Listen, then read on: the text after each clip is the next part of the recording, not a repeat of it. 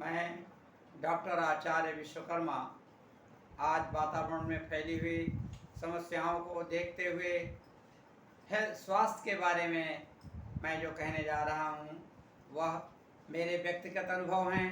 इसका जो लोग श्रोता सुने समझें उसको मेरे से प्रश्न के द्वारा दोबारा भी पूछ सकते हैं। आज का विषय है कि मौसम के बदलते ही हमारे भारतवर्ष की परंपराओं के द्वारा इसे कैसे नियंत्रण किया जाता है। मानव का स्वभाव, मानव के स्वास्थ्य तथा मानव की वृत्तियों का चित्रण किन किन चीज़ों से नियंत्रित करके रोग से उसकी सुरक्षा की जाती है।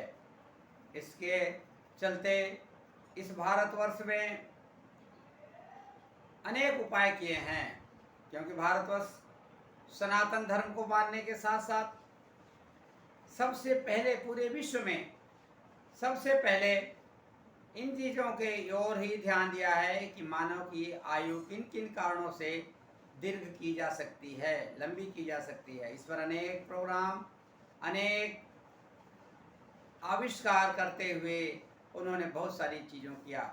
मैं स्वयं उन आविष्कारों के किए हुए जो श्रुतियों में मुझे जो परिणाम में भारतवर्ष की परंपराओं के द्वारा मुझे प्राप्त हुआ है, मैं उन्हीं का आपके तक बातें पहुंचा रहा हूं।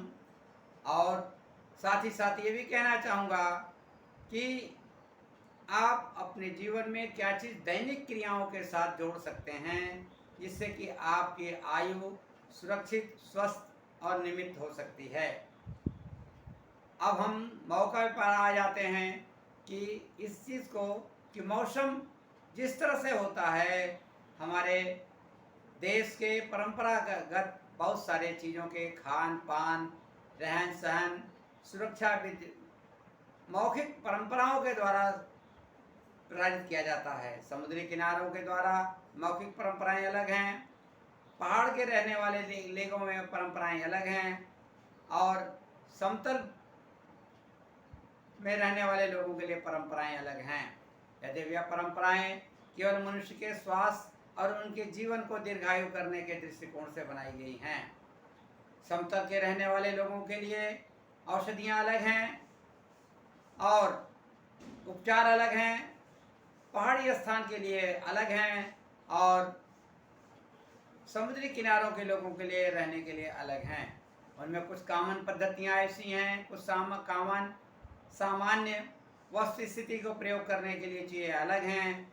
इसलिए हम समतल के लोगों का कैसे रख रखाव होगा, स्वास्थ्य की सुरक्षा होगी, मैं उसके अपने अनुभवों का अनुमोदन करते हुए, अपने अनुभवों को ही प्रसारित करते हुए आपके सामने कह रहे हैं। यद्यपि यह किताब से के माध्यम से नहीं है और ना ही किताब के माध्यम से शरीर का स्वास्थ्य ठीक रखा जा सकता है।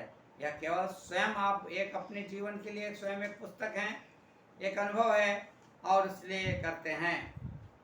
इसीलिए इसका ज़्यादा प्रचार प्रसार करना चाहिए।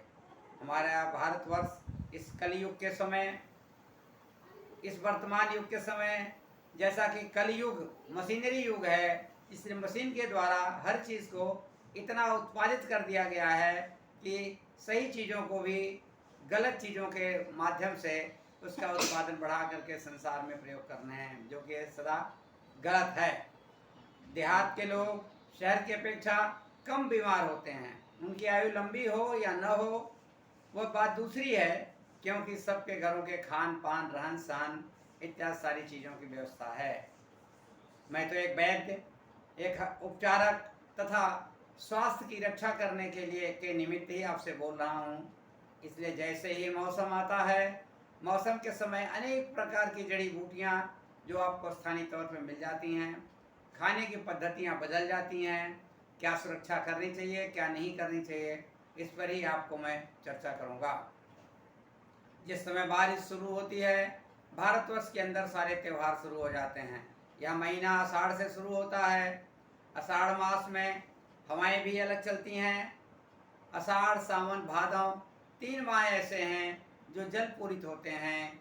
जल का प्रभाव ज़्यादा होता है, धरती के गहराई में छिपी हुई वनस्पतियाँ भी ऊपर आ जाती हैं, तो केवल मात्र मानव कल्याण के लिए ही ऊपर आती हैं। इसी समय भारतवर्ष में कृषि का भी विधान किया जाता है। और ऐसी स्थिति में खान पान की व्यवस्था भी पारंपरिक अलग है। आषाढ़ के शुरू होते ही मौसम जैसे बारिश का होता है, तो प्रथम बारिश के दृष्टि में शहर के लोग या देहात के लोग सबको पानी से सुरक्षा रखनी चाहिए। पानी के द्वारा नियंत्रण करने के लिए कहते हैं कि पहली बारिश जब हो तो बच्चों की सुरक्षा करने के लिए उन्हें बाहर नहीं निकलने देना चाहिए, क्योंकि आकाश में फैली हुई सारी गर्मी, तापमान, विभिन्न स्तर के वाष्पीकृत वातावरण जो होता है वो कभी कभी बड़ा भयंकर परिणाम देता है। इसलिए जब पहली बारिश हो तो उसमें स्नान करने से बचना चाहिए, निकलना चाहिए। यदि बच्चे नहीं मानते उनके लिए भी उपचार की स्थिति शुरू हो जाती है। अगर किसी को इस तरह से हो जाता है तो स्थानीय उपचार भी धरती के नीचे से निकल कर आया हुआ है। जैसे आसमान से पानी, उसी तरह से धरती से अनेक जड़ी बूटियाँ उसकी सुरक्षा के लिए निकल आती हैं। उसके लिए आजकल पद्धति में फैली हुई अंग्रेजी दवा का उपयोग न करते हुए अपने देसी या अपने स्थानीय तौर पर प्राप्त औषधियों का ही प्रयोग करना निमित्त होता है।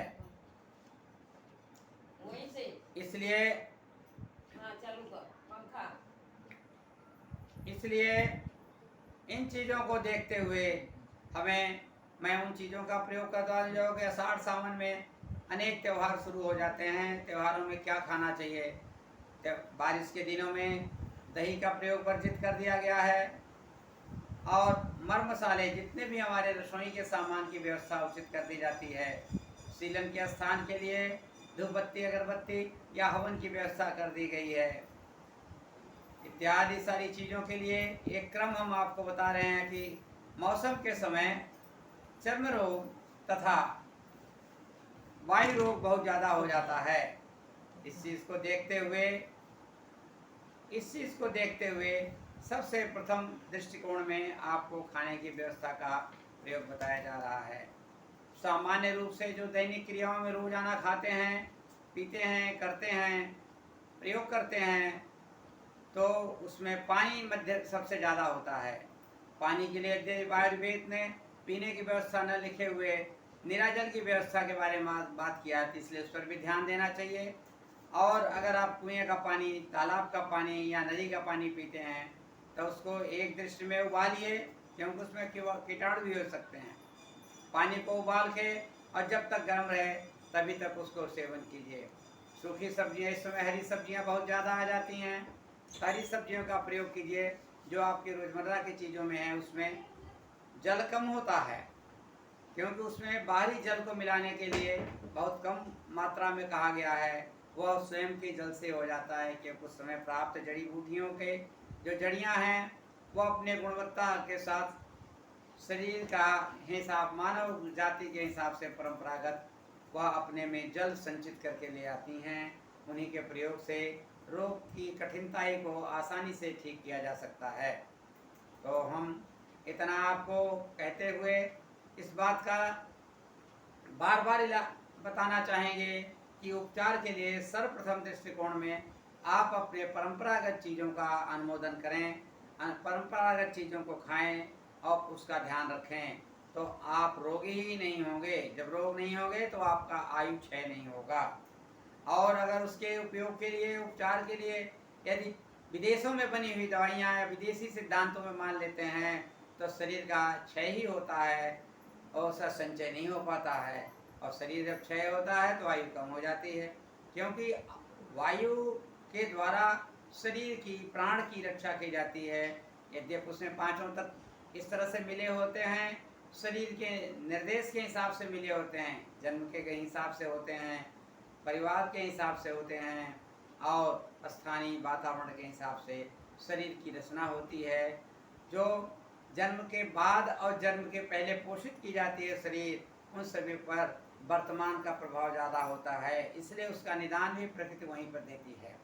अतः जिन दवाइयों को आप नहीं जानते हैं, जो अंग्रेजी माध्यम से आज विकास करके बहुत ऊंचाई पर चढ़ने की कोशिश कर रहे हैं, लेकिन वह परंपरागत सिद्धांतों को नष्ट करने के दृष्टिकोण से सरकार यद्यपि इस विषय पर ज़्यादा कार्य नहीं कर रही है, और कर रही है तो लोग उसको गुमराह कर दे रहे हैं। क्योंकि व्यापारीगण से सरकार भी बनती है तो उस बारे में हम कुछ नहीं कहना चाहेंगे, लेकिन आम जनता से ही कहना चाहेंगे कि जो आपकी धरती, आपके आसपास की चीज़ें हैं, उनका प्रयोग करेंगे तो उसके लाभ आपको ज़रूर मिलेंगे।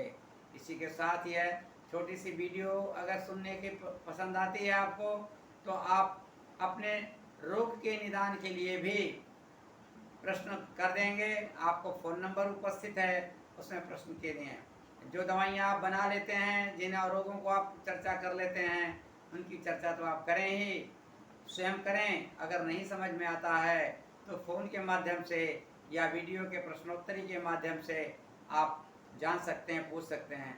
उस रोग के हिसाब से औषधियाँ भी आचार्य अपने संस्थान पर बनवाते रहते हैं, उससे मंगाई जा सकती हैं।